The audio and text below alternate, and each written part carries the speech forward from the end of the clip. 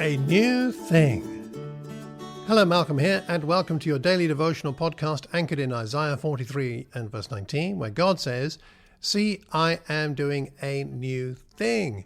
Now it springs up. Do you not perceive it? I am making a way in the wilderness and streams in the wasteland."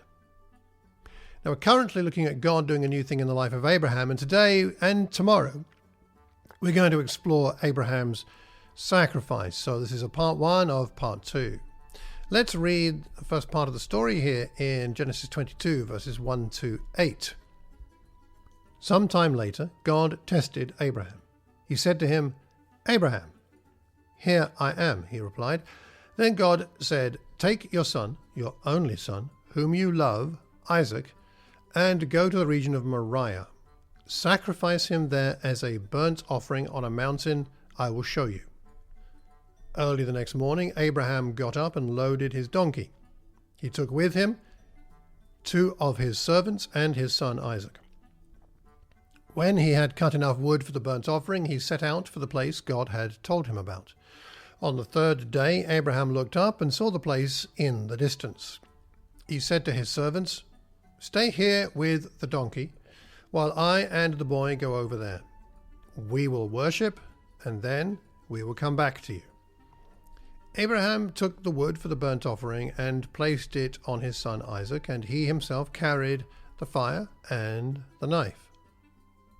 As the 2 of them went on together, Isaac spoke up and said to his father Abraham, "Father?" "Yes, my son," Abraham replied. "The fire and the wood are here," Isaac said, "but where is the lamb for the burnt offering?"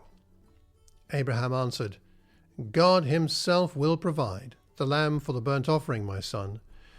And the 2 of them went on together.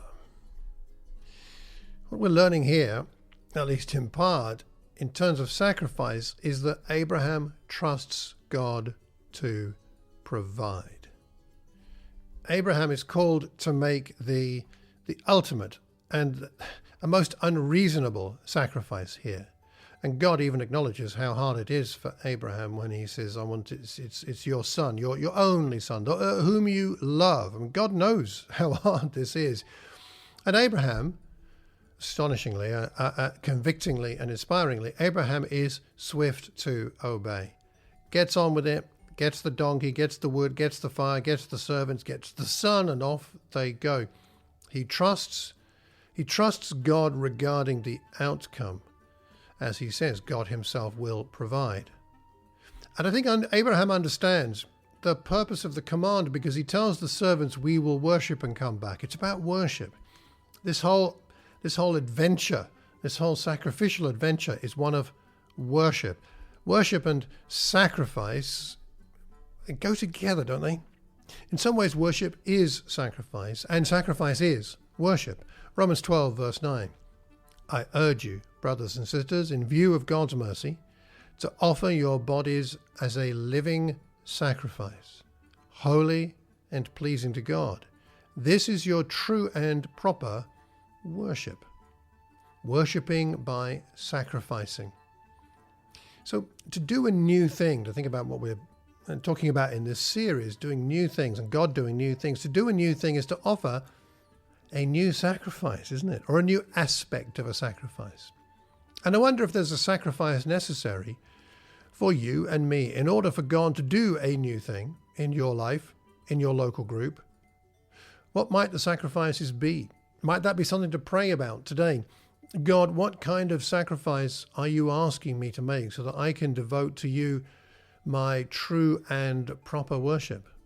It may be difficult. It may be kind of seems unreasonable, or certainly very challenging, but God will provide. That's what we hold on to, even as we pray for the strength of faith to make sacrifices which are difficult. I do hope that you find your heart, your life, your congregation, and your world inspired by God doing a new thing. Until tomorrow, take care and God bless.